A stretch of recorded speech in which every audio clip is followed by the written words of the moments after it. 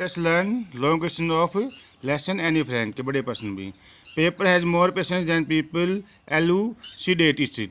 इसको हमें व्याख्या करनी है कि पेपर में ज़्यादा धैर्य होता है इंसानों से।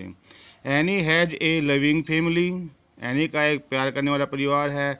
She has loving parents, sister, uncles and aunts, प्यार करने वाले माता पिता हैं, बहन हैं, चाचे हैं, चाचियाँ हैं। She has a lovely grandmother too, एक प्यारी सी दादी माँ भी है।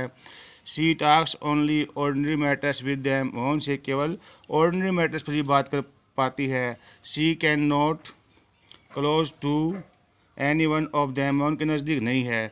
She wants a true friend, वह एक सच्चा मित्र चाहती है। हुम शी कैन कॉन्फाइड, जिसके वह अपना राज बना सके। So she needs a patient listener, इसलिए उसे एक धैर्यवान श्रोता की जरूरत है। But she finds that people have no patience to listen, परंतु वह पाती है कि लोगों में सुनने का धैर्य नहीं होता। But she wants to get rid of her views, परंतु वह अपने विचारों को रखना चाहती है। She wants to make her heart light, वह अपना दिल हल्का करना चाहती है। So she decides to keep a diary, इसलिए वह डायरी रखने का फैसला करती है। A diary is not a human being, diary मानव नहीं है। It has a lot of patience, इसमें बहुत सा धैर्य होता है। One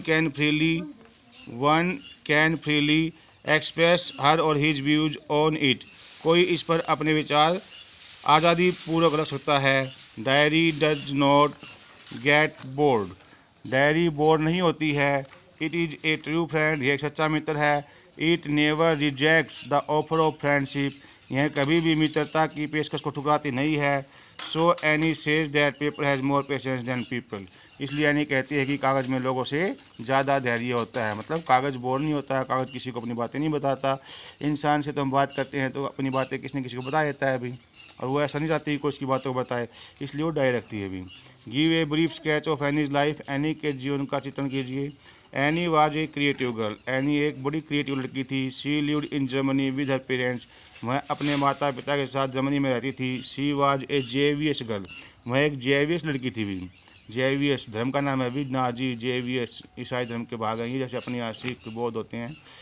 but the ruler of Germany Hitler hated Jewish, परंतु जो हिटलर था जर्मनी का शासक, और जेविस से नफरत करता था क्योंकि वो नाजी था। सो ही ऑर्डर टू कैप्चर और किल जेविस, इसलिए उसने आदेश दिया कि जेविस को पकड़ो या मार दो भी।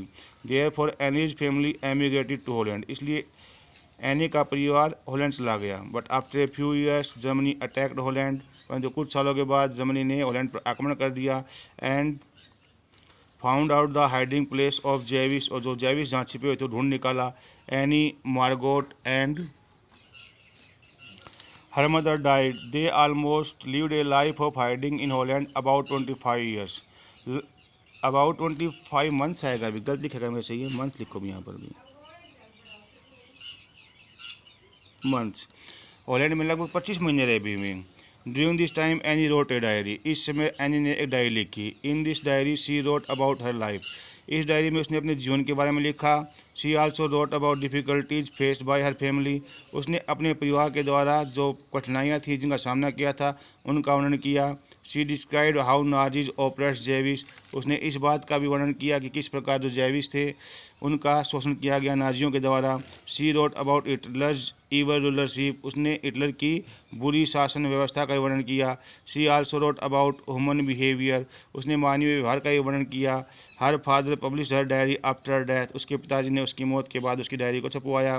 This diary proved out most selling book of that time, यह डायरी उस समय की बहुत ज़्यादा बिकने वाली पुस्तक साबित हुई।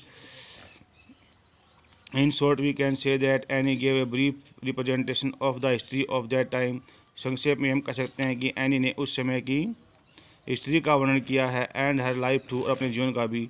She was a curious girl, वह एक सचिव लड़की थी, वह एक सचेत लड़की थी, मतलब भी बहुत ही बुद्धिमान, बहुत ही इंटेलिजेंट क्लियर गर्ल थी भी वो।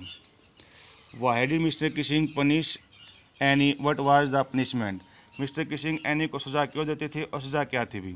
How did any stop mister Keesing from punishing her, any ने किस प्रकार श्रीमान किसिंग को सज़ा देने से रोका भी।